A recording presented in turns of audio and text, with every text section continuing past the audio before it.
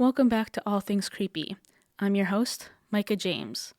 So if you follow me on Instagram, I posted a reel on December 6th saying how I kind of needed to take a step back.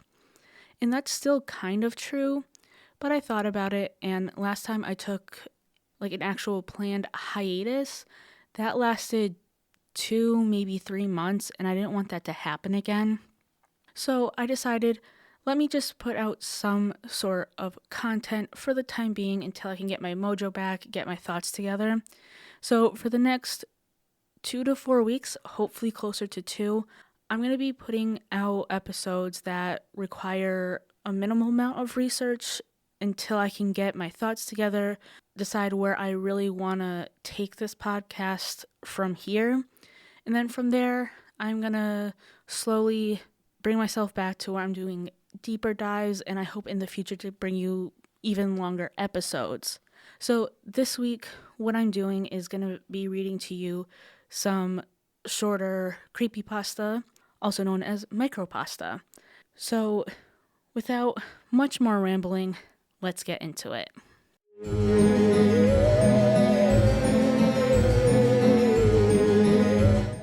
Wake up. It has been reported that some victims of torture during the act would retreat into a fantasy world from which they could not wake up. In this catatonic state, the victim lived in a world just like their normal one, except they weren't being tortured. The only way they realized they needed to wake up was a note they found in their fantasy world. It would tell them about their condition and tell them to wake up.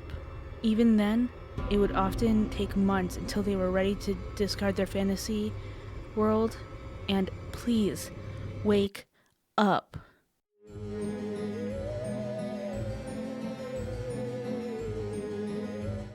$100,000. It might happen one morning when you wake up home alone. This could be normal depending on your situation, but this morning will be different. While your environment will all seem exactly the same, you'll notice that everything is quieter than usual. If you go outside, you'll notice a distinct lack of anything like birds, insects, or people. As far as you travel, you will not encounter another sentient being. The entire world will be intact. It is just empty. Except for you. There are currently over 100,000 missing persons cases in the United States. Some are just normal cases of murder or kidnappings. However, in others, the disappearance cannot be explained, and no remains of the person are ever located. The Basement Library. The Bonus Public Library is smaller than the MAC that is at the end of the same strip mall and is one of the least utilized in the city. Regardless, it remains open and used unofficially as a dumping ground for problematic books. For the most part, these are books with complaints against them for explicit content or politically incorrect material. However, if you ask the librarian to see the basement and she complies, you'll discover the books are problematic for different reasons. To get into the basement, you need a public library card, no overdue notices against you, and to come on Saturday evening when the librarian in charge of the basement is on duty. If you meet all these conditions, you'll be led through a trapdoor hidden beneath a small rug and down a staircase.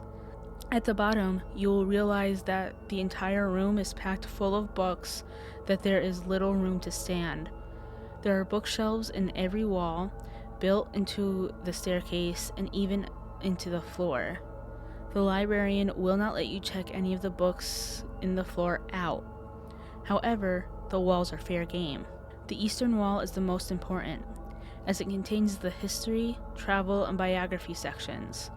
Everything you learned in school is a lie, and the basement is where they keep the truth.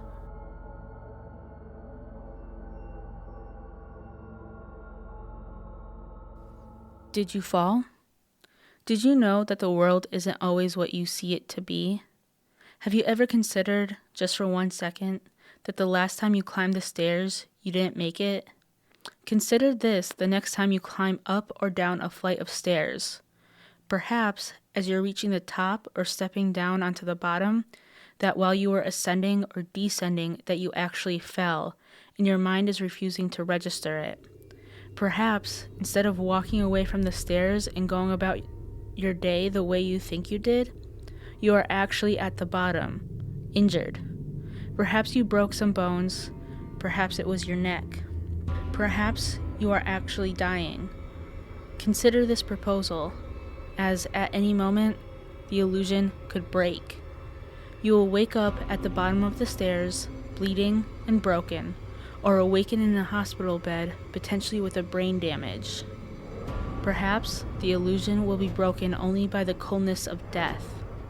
Perhaps at any moment during this illusion, you could slip away and everything will just suddenly go black.